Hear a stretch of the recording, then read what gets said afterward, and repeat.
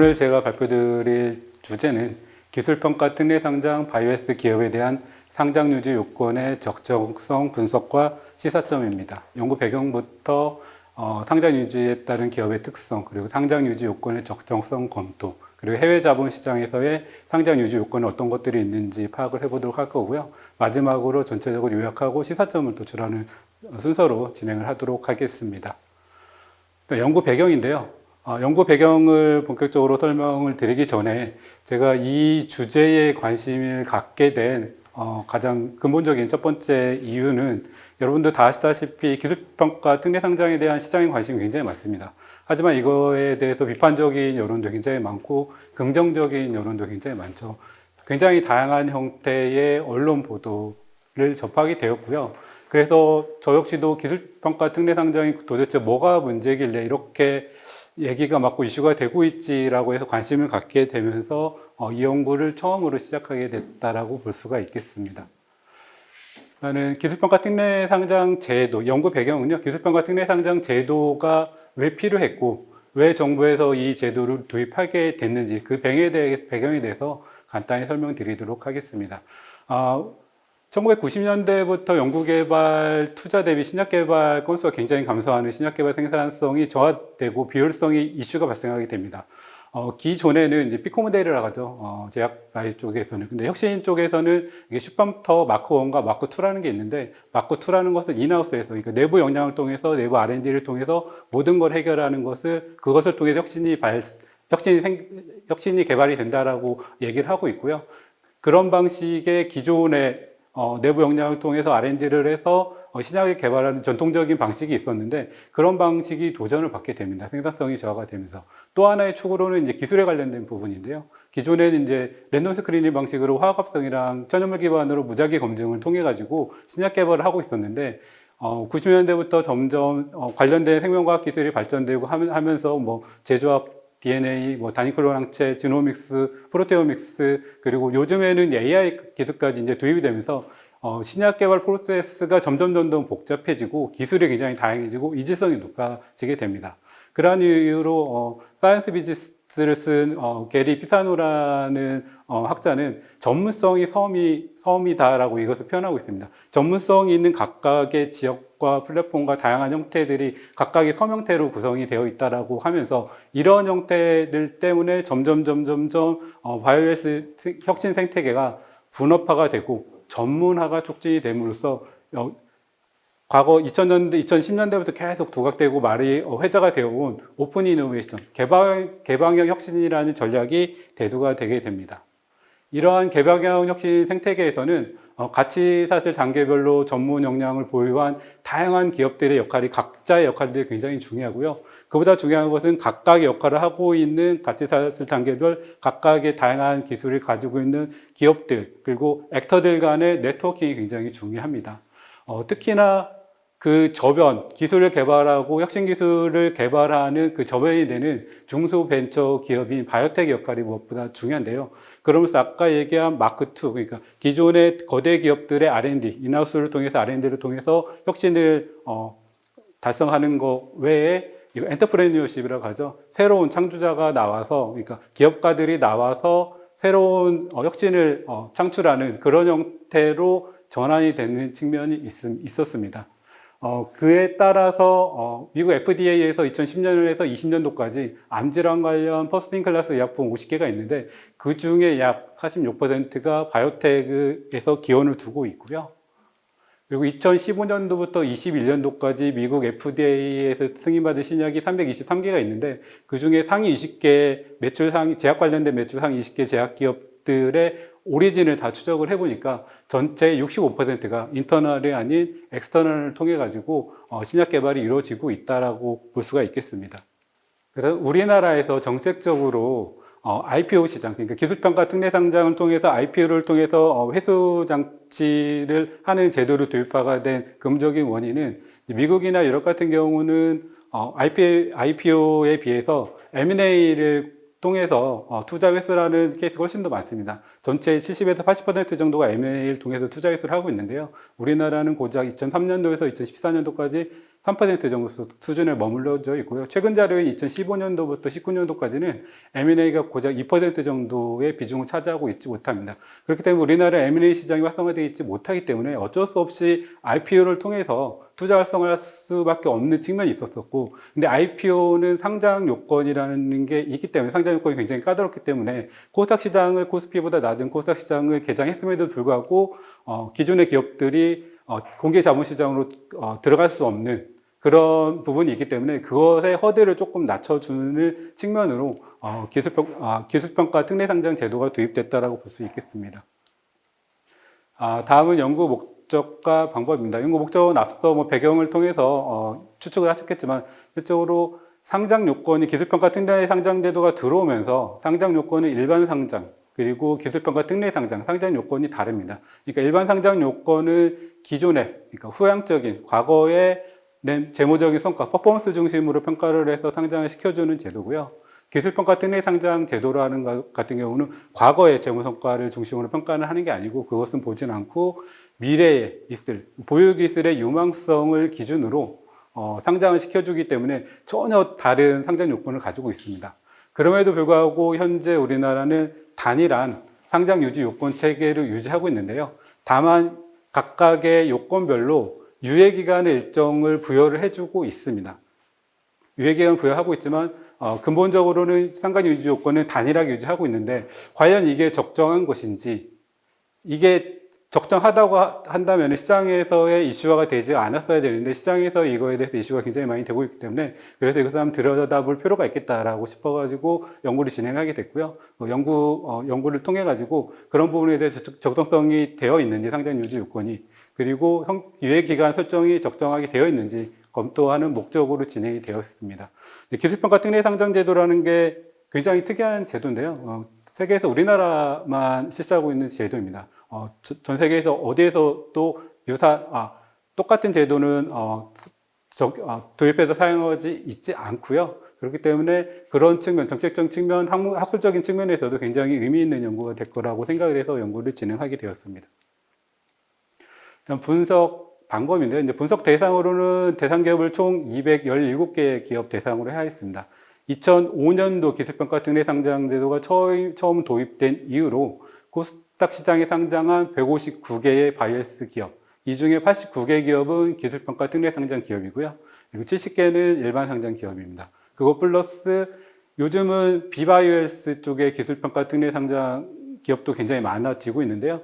얘네들이 한 58개 기업이 됩니다. 그래서 총 217개 대상 기업을 대상으로 분석을 했고요. 여기에서 특례 상장도 굉장히 상장 경로가 다양해지다 보니까 성장성 추천, 이익 미실현, 사업 모델 특례 상장 등이 있는데, 거기와 관련된 바이오헬스 기업 18개 기업은 여기 분석 대상에서 포함시키지 않았습니다. 여기서 바이오헬스 기업에 대한 정의는 코스닥 시장 상장 규정에서 정의하고 있는 제약바이오 기업, 여기서 제약바이오 기업은 제약기업만 의미하는 게 아니고 의료기기도 포함을 하고 있고요.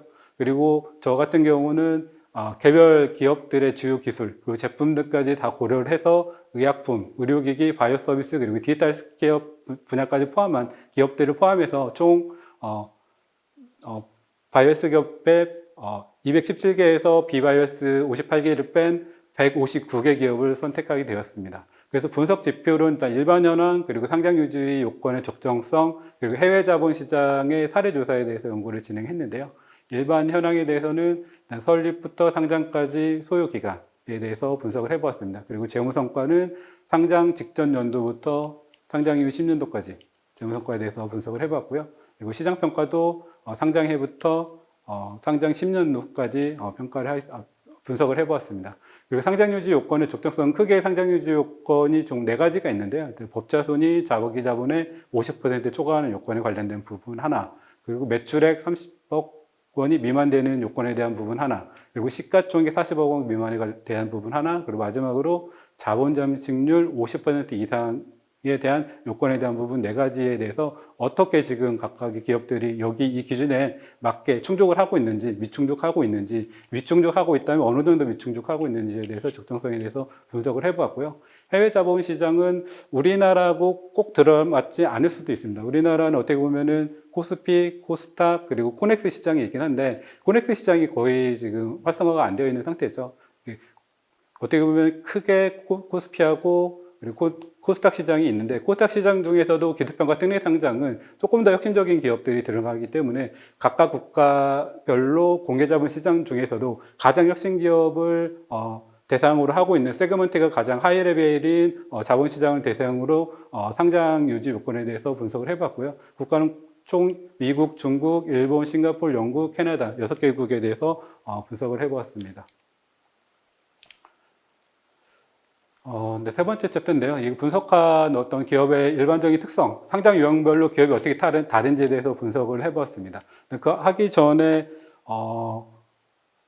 상장 경로별로 바이오스 분야 기업의 코스닥 상장이 어떻게 연도별로 이루어졌는지에 대해서 간단히 말씀드리면은 2005년도부터 처음 기술평가 특례 상장제가 도입된 이후로 2015년도부터 조금 더 본격적으로 기술평가 특례 상장 기업들이 상장이 많이 이루어지고 있고요. 2018년도부터 바이오스 기업의 18년도부터 한 22년도, 21년도까지 굉장히 활성화되는 시기입니다. 상장이 굉장히 많이 이루어지고 있고요. 그리고 비바이오스 분야의 기업의 상장 현황을 보면은 비바이오스도 2014년도부터 처음 이제 상장이 이루어지기 시작했고요. 2021년도, 22년도 되면서 상장이 굉장히 많이 이루어지고 있습니다. 상장 설립부터 상장까지 소요 기간을 분석한 이유는 어떻게 보면은 기업이 설립을 돼서 IPO 투자 횟수까지 어느 정도 걸리느냐, 이게 굉장히 중요한 이슈거든요. 왜냐하면 그 기간 동안에 계속 뭔가 자본을 써야 되는데 그 시간을 단축시켜주고 외부에서 자본을 조달할 수 있는 시간을 단축시켜준다는 게 혁신기업을 혁신기업을 진흥시키고 혁신기업을 더 많이 산출해내는데 굉장히 중요한 요소이기 때문에 소요기간에 대해서 분석을 해봤고요. 바이오 분야의 기술평가 특례 상장 기업이 평균 약 11년 정도 소요가 됐습니다. 설립부터 IPO까지 한 11년 정도 소요가 된 데 반해서 비바이오스 기술평가 특례 상장 제도나 바이오스 일반 상장 제도는 거의 15년 정도가 소요가 됐습니다. 그래서 기술평가 특례 상장 제도를 통해서는 약 4년 정도의 시간을 단축할 수 있는 어마어마한 효과를, 정책적 효과를 보이고 있고요. 이게 통계적으로 유의한 수준으로 나타냈습니다. 매출액 같은 경우는 당연히 바이오스 분야 기술평가 특례 상장 제도는 재무 요건을 보고 있지 않기 때문에 매출이 낮을 수밖에 없고요. 그래서 일반 상장 기업에 비해서 훨씬 더 낮은 형태로 나와 있고요. 법자손 부분도 마찬가지입니다. 법자손은 굉장히 혁신적인 기업, 기술평가 특례 상장 기업은 계속 R&D에 투자를 많이 확대를 해야 되기 때문에 매출이 일어나지 않고 비용을 많이 투자해야 되고, 그렇기 때문에 법자손이 마이너스가 나타날 수밖에 없고요. 이것도 통계적으로 유의하게 그 바이오스 일반 상장에 비해서 훨씬 더 유의하게 작은 마이너스 값으로 나타냈고요. 비바이오스 기술평가 특례 상장에 비해서도 마이너스로 나타냈습니다. 자기 자본도 바이오스 일반 상장 기업에 비해서 기술평가 특례 상장 기업이 훨씬 더 작은 형태로 나와 있고요. 이것은 이익 잉여금이 없기 때문에 그런 부분이 매출이 달성되지 않았기 때문에 그런 부분이 나타낸 것으로 나타났습니다. 그런데 한 가지 반가운 것은 이제 유의 수준이 P밸류가 0.05긴 아니긴 한데요. 신뢰 수준이 10%, 90% 수준에서 연구개발비가 바이오스 기술평가 특례 상장 제도가 재무성과가 굉장히 안 좋으면 자기 자본도 부족하고 매출도 부족하고 성과가 안 나옴에도 불구하고 연구개발 투자는 지속적으로 확대를 하고 있었다, 상장 이전에. 그게 큰 차이다라고 보시면 될 것 같습니다.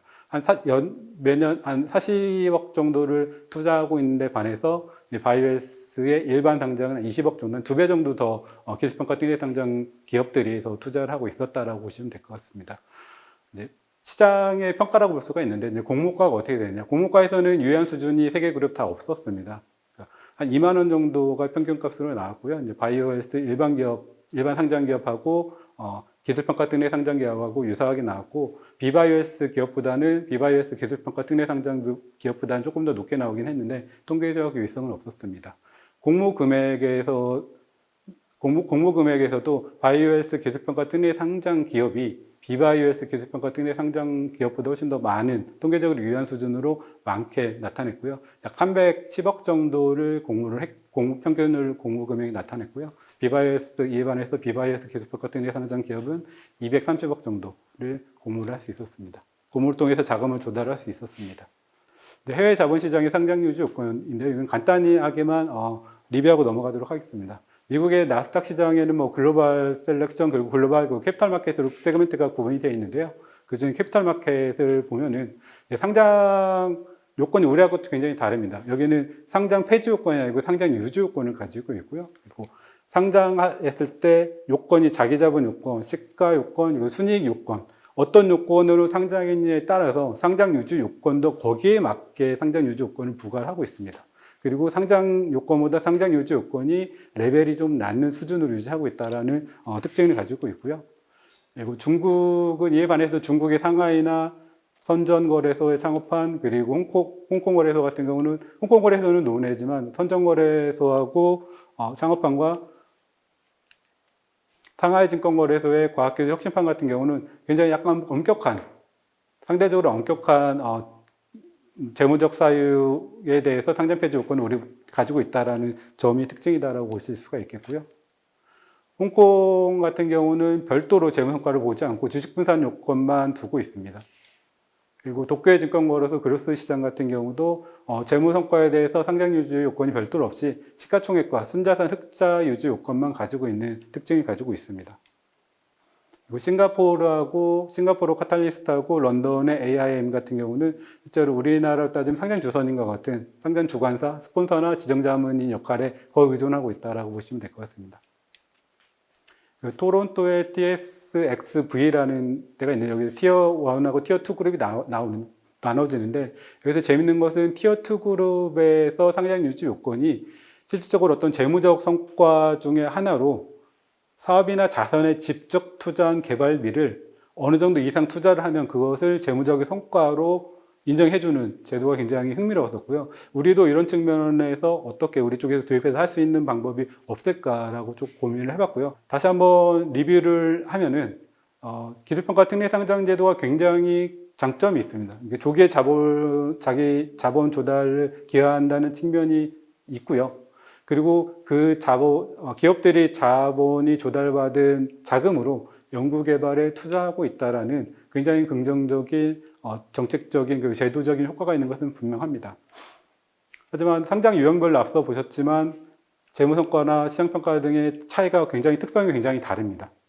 재무성과, 시장평가, 연구개발비 다 상장 유형별로 다른데 우리 문제는 지금 같이 상장 유지 요건은 동일한 체계를 가지고 있다는 게 문제였었고요.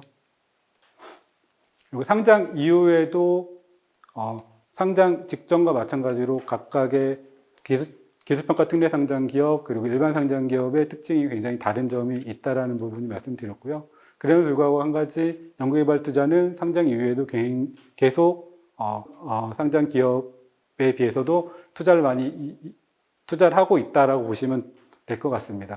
네, 이제 마지막으로 시사점에 대해서 한 10개 정도 뽑아봤는데요.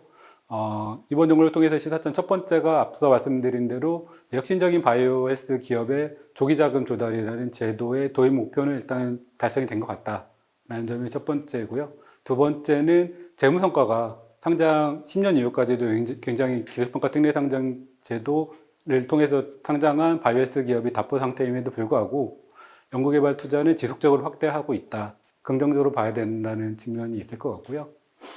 그리고 또 세 번째는 재무성과가 그렇게 부정적임에도 불구하고 상대적으로 시장평가는 여전히 상대적으로 굉장히 호의적인 것으로 현재까지는 분석이 됩니다.